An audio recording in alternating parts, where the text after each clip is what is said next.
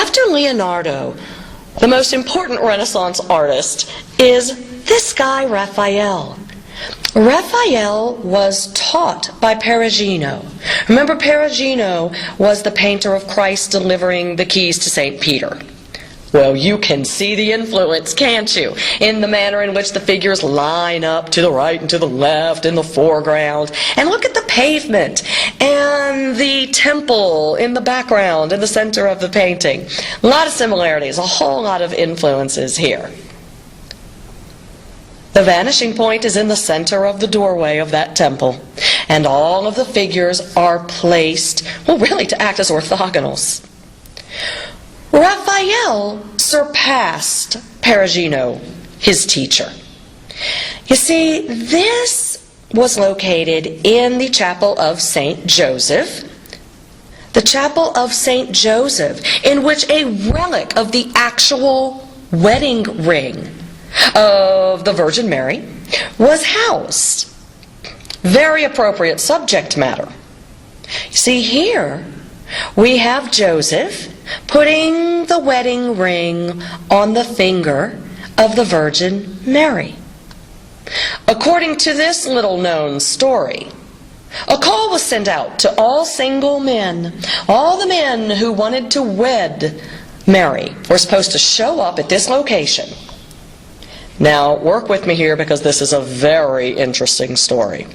All of these suitors for Mary's hand were supposed to present a rod. Are you with me? Look at all of these symbolic rods that these male figures are holding to the right. Well, whoever's rod miraculously bloomed, still with me? Whomever's rod miraculously bloomed would win her hand in marriage. Well, Joseph's rod has a little bloom at the end of it. The poor guy on the bottom right-hand side, his rod wouldn't bloom. He needs some Viagra or something. So he breaks his rod over his knee. He's angry. He's mad. You aren't going to hear this story in Bible school, are you? Great, great story. Look at how there is such underlying geometry. The heads, that row of heads, is about half the height of the painting. The vanishing point is the apex of a triangle. The temple itself has exactly the same height and width so that it fits in a square. The proportions are beautiful. All of this stuff adds to that famous unity in High Renaissance painting. You're not going to forget this story, are you?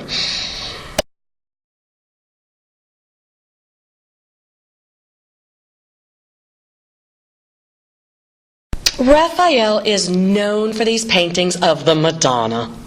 Obvious Leonardo da Vinci influence. Can't ignore that.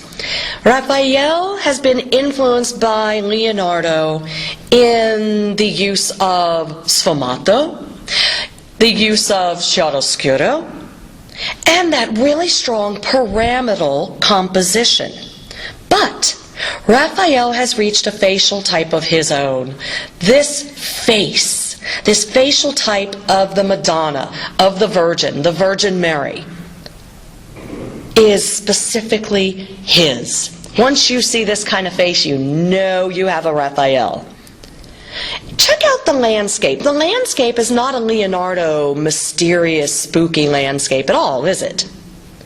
Instead, the landscape shows the influence of his teacher, Perugino. That landscape shows a lot of Perugino influence. You can recognize John by the cup on his back. It's symbolic of the cup that he would use to baptize people in the river. John is presenting the baby Jesus with a cross. Now, you see, these paintings get kind of sick and demented. I mean, why would John bring a cross to the poor little infant Jesus, which is a symbol of his death and crucifixion? I mean, come on. It's like John the toddler walks up to the infant Jesus and like, here's a cross. You're going to die on a cross in 30 years. You know, there's just something kind of... Another Raphael, a Madonna painting, same facial type. This time, John, there's a little cup on his back, sort of hanging off his waist there, is presenting the poor Christ child with a bird, a goldfinch. And you're like, oh, well, that's sweet. And look, the innocent Christ child is like whap, whap, whap, petting, in essence, the head of the goldfinch. Well, the problem is that the goldfinch has a blood red face and is one of the symbols of Christ's passion. The crimson face of the goldfish is symbolic of the wounds of Christ, the wounds that Christ receives during the crucifixion. This is demented. What is wrong with these people? But beautiful painting. All of that sfumato, chiaroscuro, the pyramidal composition. Oh, look at that beautiful landscape. Very Perugino looking landscape. Look at these trees. Perugino and Raphael use the exact same trees.